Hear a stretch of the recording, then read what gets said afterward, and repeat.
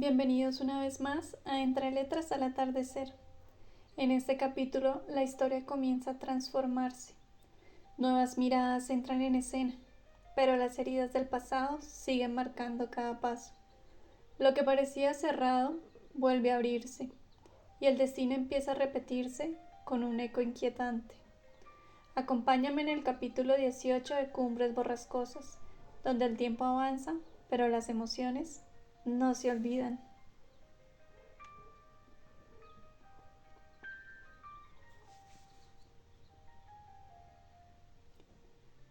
Capítulo 18. Los 12 años posteriores a aquella dolorosa época, prosiguió diciendo la señora Dean, fueron los más dichosos de toda mi vida. Mis únicas preocupaciones consistían en las pequeñas enfermedades que sufría la niña, como todo niño sufre, sea rico o pobre.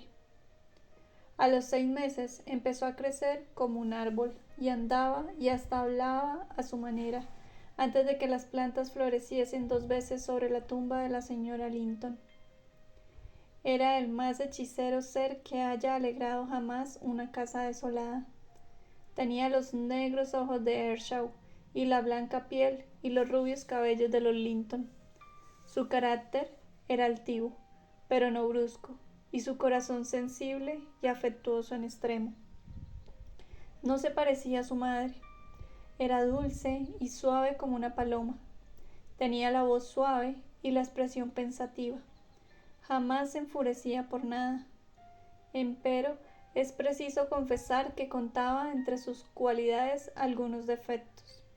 Ante todo, su tendencia a mostrarse insolente y la torcida manera de ser que todo niño mimado, sea bueno o malo, demuestra. Si alguno la contrariaba, salía siempre con lo mismo. Se lo diré a papá. Cuando él la reprendía, aunque solo fuese con un gesto, ella consideraba el suceso como una terrible desgracia. Pero me parece que el Señor no le dirigió jamás una palabra áspera. Él mismo tomó su instrucción a su cargo. Afortunadamente, era inteligente y curiosa, y aprendió muy pronto. A los 13 años, aún no había cruzado ni una sola vez el recinto del parque sin ir acompañada.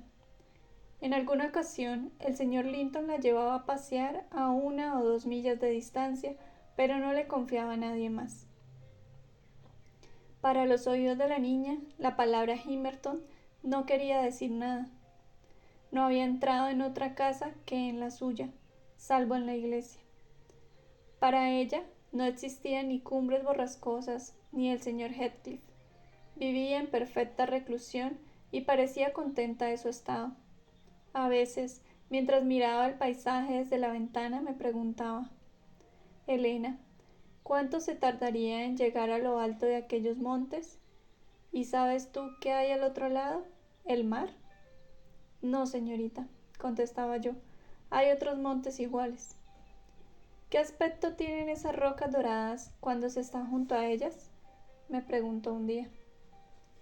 El acantilado del risco de Penistone atraía mucho su atención, sobre todo cuando el sol poniente bañaba su suma, dejando en penumbra el resto del panorama. Yo le dije que eran áridas masas de piedra, entre cuyas grietas crecía algún que otro árbol raquítico. ¿Y cómo brillan tanto después de oscurecer?, siguió preguntando. Porque están mucho más altas que nosotros, repuse. Usted no podría subir a esas rocas, son demasiado abruptas y altas. En invierno la nieve cae allí antes que en sitio alguno. Hasta en pleno verano he hallado nieve, yo en la grieta que hay al noreste. Si tú has estado, dijo regocijada, también yo podré ir cuando sea mayor. Papá ha estado allí, Elena. Su papá le diría, me apresuré a contestar, que ese sitio no merece la pena de visitarlo.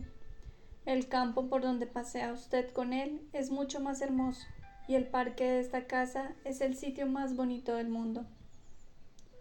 Pero yo conozco el parque, y ese sitio no, murmuró ella. Cuánto me gustaría mirar desde lo alto de aquella cumbre.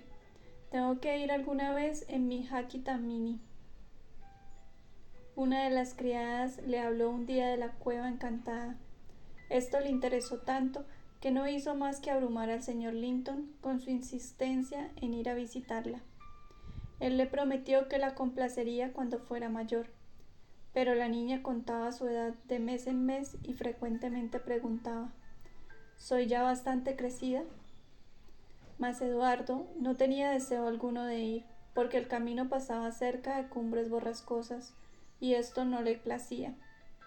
Solía pues contestar: aún no, querida, aún no. Según le dije, la señora Heathcliff no vivió más que 12 años después de haber abandonado a su esposo. Su débil constitución era un mal congénito en la familia. Ni ella ni su hermano disfrutaban de la robustez que es común en la comarca. No sé de qué murió, pero creo que los dos fallecieron de lo mismo, una especie de fiebre lenta que de pronto consumía las energías rápidamente. Así que llegó un momento en que escribió a su hermano para advertirle del probable desenlace funesto a que le abocaba una enfermedad que venía padeciendo desde 4 meses atrás, y le rogaba que fuese a verla, ya que tenían que arreglar muchas cosas y deseaba entregarle a Linton antes de morir. Esperaba que Heathcliff dejase a Linton a cargo de su hermano, como le habían dejado a cargo de ella, y le alegraba la convicción que albergaba de que su padre no deseaba ocuparse del niño. El amo se apresuró a cumplir su deseo. Al irse, Linton dejó a Katy a mi custodia, recomendándome mucho que no la dejase salir del parque ni siquiera conmigo. Sola no pasaba por su cerebro la idea de que pudiese andar por ningún sitio.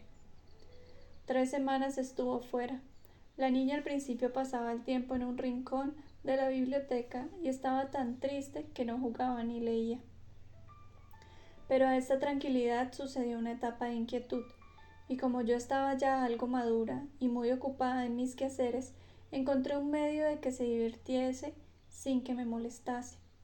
La enviaba a pasear por la finca, a caballo o a pie, y cuando volvía escuchaba pacientemente el relato de sus reales y fantásticas aventuras. Vino el estío y tanto se aficionó Katy a aquellas solitarias excursiones que muchas veces salía después de desayunar y no volvía hasta la hora de la cena. Luego entretenía la velada contándome fantásticas historias.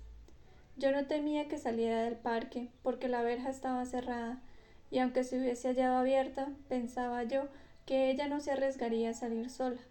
Pero desgraciadamente me equivoqué. Una mañana a las 8, Katy vino a buscarme y me dijo que aquel día ella era un mercader árabe que iba a atravesar el desierto y que necesitaba muchas provisiones para sí y para su camarada. Consiste en el caballo y en 3 camellos. Los camellos eran un gran sabueso y 2 perros pachones. Preparé un paquete de golosinas y lo metí en una cesta que colgué del arzón. Saltó ligera como una sílfide sobre la jaca y partió alegremente al trote, con su sombrero de alas anchas que la defendía contra el sol de julio, riendo y mofándose de mis exhortaciones de que volviera pronto y no galopara. Pero a la hora del té no volvió. El sabueso, que era un perro viejo, poco amigo ya de las tales andanzas, regresó, mas no ella ni los pachones. Envié a buscarla y al final, viendo que nadie la encontraba, partí yo misma. Junto a los límites de la finca hallé a un aldeano y le pregunté si había visto a la señorita. La vi por la mañana, respondió. Me pidió que le cortara una vara de avellano y luego hizo saltar a su jaca por encima del seto. Figúrese cómo me puse al oír tal cosa. Inmediatamente pensé que se había dirigido al risco de Penniston. Me precipité a través de un agujero del seto que en el hombre estaba arreglando y corrí hacia la carretera. Anduve millas y millas hasta que avisté Cumbres Borrascosas, y como Penniston dista 1,5 millas de la casa de Heathcliff y por tanto 4 de la granja, empecé a temer que la noche caería antes de que yo llegase al risco. A lo mejor ha resbalado trepando por las rocas, imaginé, y se ha matado o se ha roto un hueso. Mi inquietud disminuyó algo cuando al pasar junto a las cumbres distinguí a Carlitos el más fiero de los perros que acompañaban a Katy, tendido bajo la ventana, con la cabeza tumefacta y sangrando por una oreja. Me dirigí a la puerta y llamé fuertemente. Una mujer que yo conocía de Gimmerton y que había ido a las cumbres como sirvienta al morir Earnshaw me abrió. ¿Viene usted a buscar a la señorita?, dijo. Está aquí y no le ha pasado nada, pero me alegro de que el amo no haya venido. ¿Así que no está en casa?, dije, casi sin poder respirar por la fatiga de la carrera y por la inquietud que sentía un momento antes. Él y José están fuera, repuso, y volverán dentro de una hora, poco más o menos. Pase y descansará usted un poco. Entré y vi a mi ovejita descarriada sentada junto al hogar en una sillita que había pertenecido a su madre cuando era niña. Había colgado su sombrero en la pared y al parecer estaba a sus anchas. Reía y hablaba animadamente a Harrington, que era entonces un arrogante mozo de 18 años, y él la miraba sin comprender casi nada de aquel chorro de palabras con que le abrumaba. «Está bien, señorita», exclamé, disimulando mi satisfacción bajo una máscara de enfado. Este habría sido el último deseo que dé hasta que vuelva su padre. No volveré a dejarla salir de casa sola. Es usted una niña muy traviesa. «¡Ay, Elena!», gritó ella alegremente corriendo hacia mí. «Qué bonita historia tengo para contar esta noche. ¿Cómo me has encontrado? ¿Has estado aquí alguna vez antes de ahora?» «Póngase el sombrero y vayámonos enseguida», le dije. «Estoy muy indignada con usted». «No, no haga pucheritos, que con eso no me quita usted el susto que me ha dado. Cuando pienso en cuánto me encargó el señor Linton que no saliera usted de casa y cómo se me ha escapado usted, no nos fiaremos de usted nunca más». «Pues, ¿qué he hecho?», repuso ella reprimiendo un sollozo. «Papá no me encargó nada de lo que dices. Él no se enfada nunca como tú». «Venga, venga», exclamé. «Qué vergüenza, con 13 años que tiene ya, y hacer estas chiquilladas». Le dije esto porque ella se había vuelto a quitar el sombrero y se había escapado fuera de mi alcance. «No riña la niña, señora Dean», dijo la criada. «Fuimos nosotros los que la entretuvimos. Ella quería haber seguido su camino por no causarle preocupación». Harrington se ofreció a acompañarla y a mí me pareció bien, porque el camino es muy malo y difícil. Mientras Harrington estaba en pie, con las manos en los bolsillos, y no parecía muy satisfecho de mi aparición. «Vamos», dije, «no me haga esperar más. Dentro de 10 minutos será ya de noche, y la jaca, y Phoenix. La advierto que si no se apresura me marcho y la dejo a usted aquí. Vamos». «La jaca está en el patio», respondió, «y Phoenix encerrado. Le han mordido a él y a Carlitos. Me proponía decírtelo, pero no te contaré nada por haberte enfadado». Me dispuse a ponerle el sombrero, pero ella, viendo que los demás adoptaban su partido, empezó a correr de un sitio a otro, escondiéndose detrás de los muebles. Todos se reían de mí, hasta que me hicieron gritar ya enfurecida. «Si usted supiera a quién pertenece esta casa, señorita Katy, no volvería a poner los pies en ella». «Es de tu padre, ¿verdad?», preguntó ella a Harrington. «No», replicó él, sonrojándose y apartando la vista. No se atrevía a mirarla frente a frente, y por cierto que ambos tenían idénticos los ojos. «Entonces de su amo», insistió ella. Él se ruborizó más aún, prefirió un juramento en voz baja y se apartó. «¿Quién es el amo de la casa?», preguntó la muchacha dirigiéndose a mí. «Este joven me ha hablado de un modo que me hizo creer que era el hijo del propietario. No me ha llamado señorita, y si es un criado debería haberlo hecho». Harrington se puso sombrío al oír aquella observación. Yo logré que ella se revolviese al fin a acompañarme. «Tráigame el caballo», dijo la joven, hablando a su pariente como lo hubiera hecho a un mozo de cuadra. «Puede usted acompañarme. Quiero ver aparecer el fantasma del pantano y las hadas de que me ha hablado usted.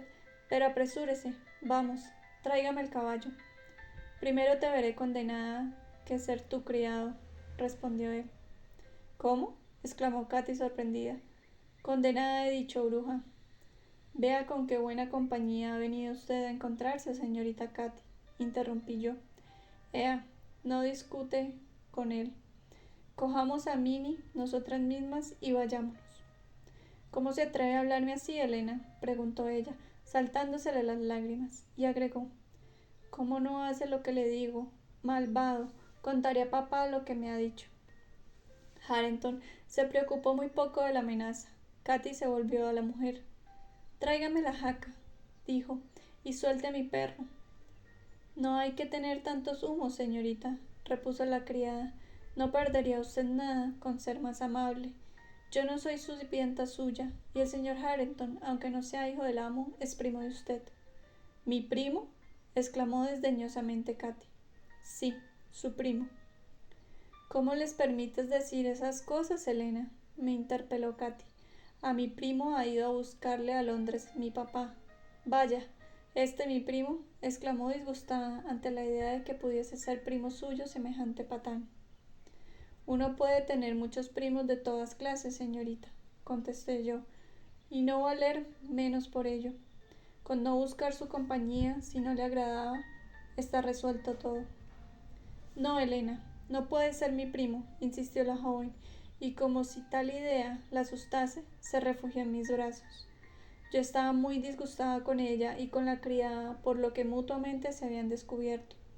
Comprendía que Heathcliff sería enseguida informado del retorno de Linton con el hijo de Isabel, y comprendía también que la joven no dejaría de preguntar a su padre acerca de aquel primo tan tosco. En cuanto a Hareton, que ya había reaccionado del disgusto que le produjera ser tomado por un criado, pareció lamentar la pena de su prima. Se dirigió a ella después de haber sacado la jaca a la puerta y le quiso regalar un cachorrillo de los que había en la perrera. Ella le contempló con horror, suspendiendo sus lamentos para mirarle. Tal antipatía hacia el joven me hizo sonreír. Él, en realidad, era un mozo bien formado, bien parecido y robusto, aunque vistiera la ropa propia de los trabajos que hacía en la finca. Yo creía notar en su rostro mejores cualidades que las que su padre tuviera, cualidades que sin duda hubieran florecido copiosamente de desarrollarse en un ambiente más apropiado. Me parece que Heathcliff no le había maltratado físicamente, a lo cual era opuesto por regla general. Parecía haber aplicado su malignidad a hacer de Hareton un bruto. No le había enseñado a leer ni escribir, ni le reprendía por ninguna de sus costumbres censurables, salvo las que molestaban al propio Heathcliff. Nunca le ayudó a dar un paso hacia el bien, ni a separarle un paso del mal. José, con las adulaciones que le dedicaba en concepto de jefe de la familia, acabó de estropearle. Y así, como cuando Heathcliff y Catalina Earnshaw eran niños, cargaba sobre ellos todas las culpas, hasta agotar la paciencia del señor. Ahora acusaba de todos los defectos de Hareton al usurpador de su herencia. Cuando Hareton juraba, José no le reprendía. Dijérase que le agradaba verle seguir el mal camino. Creía que su alma estaba condenada, pero el pensar que Heathcliff tendría que responder de ello ante el tribunal divino le consolaba. Había infundido al joven el orgullo de su nombre y de su alcurnia, y le hubiera gustado despertar en él un vivo odio hacia Heathcliff, pero se lo impedía el temor que sentía hacia éste, por lo cual se limitaba a dirigirle vagas amenazas proferidas entre gruñidos. No es que yo crea estar bien informada de cómo se vivía entonces en Cumbres Borrascosas, ya que hablo de oídas. Los colonos aseguraban que el señor Heathcliff era más cruel y duro para sus arrendatarios que todos los amos anteriores, pero la casa ahora, administrada por una mujer, tenía mejor aspecto, y las orgías de los tiempos de Hindley habían dejado de celebrarse. El nuevo amo era harto sombrío para gustar de compañía alguna, ni buena ni mala, y Heathcliff seguido siendo igual hasta la fecha. En fin, con todo esto no adelanto nada en mi historia. La señorita Katy rechazó el regalo del cachorro y pidió sus perros. Ambos aparecieron renqueando, y las dos, muy mohínas, nos volvimos a casa. No pude obtener de la joven otra explicación de sus andanzas, sino que se había dirigido a la peña de Penistone, como yo supuse, y que al pasar junto a Cumbres Borrascosas había sido atacado su canino cortejo por los perros de Hareton. El combate duró bastante hasta que sus amos respectivos lograron imponerse. Así entablaron los primos conocimiento. Katy dijo a Harrington a dónde iba y él se sirvió de guía, mostrándole todos los secretos de la cueva encantada. Mas como yo había caído en desgracia, no tuve la fortuna de saber lo que Katy hubiera visto en aquellos prodigiosos lugares. Pero sí noté que su improvisado guía había sido su favorito hasta el instante en que ella le ofendió llamándole criado, cuando la criada de Heathcliff le comunicó que era primo suyo. El lenguaje que Earnshaw había usado para con ella la tenía hondamente disgustada. Ella, que en la granja era siempre cariño, amor mío, ángel y reina, había sido injuriada por un extraño. No podía comprenderlo, y me costó mucho arrancarle la promesa de que no se lo contaría a su padre. Le dije que éste tenía mucha aversión hacia los habitantes de Cumbres Borrascosas y que se disgustaría si supiese que ella había estado allí. Insistí, sobre todo, en que si su papá se enteraba de mi negligencia, originadora de su escapatoria, me despediría. A Katy le asustó esta perspectiva y no dijo nada. Era en el fondo una jovencita muy bondadosa.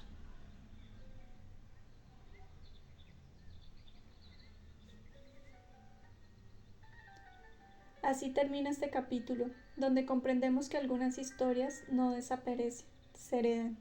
Cumbres Borrascosas nos muestra que el pasado puede convertirse en sombra o en advertencia. Si esta lectura te acompañó, te invito a dejar tu comentario, darle like y suscribirte para seguir recorriendo juntos esta historia intensa y profunda.